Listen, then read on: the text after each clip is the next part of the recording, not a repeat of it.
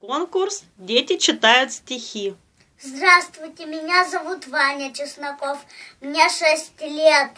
Я хочу вам прочитать стихотворение Анастасии Александровны Орловой. Мы едем на море.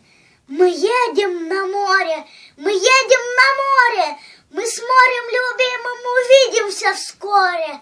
И море волною навстречу рванется, да как заискрится, да как засмеется. Я брошусь в объятье зеленой волне. Ах, море, ты тоже скучала по мне.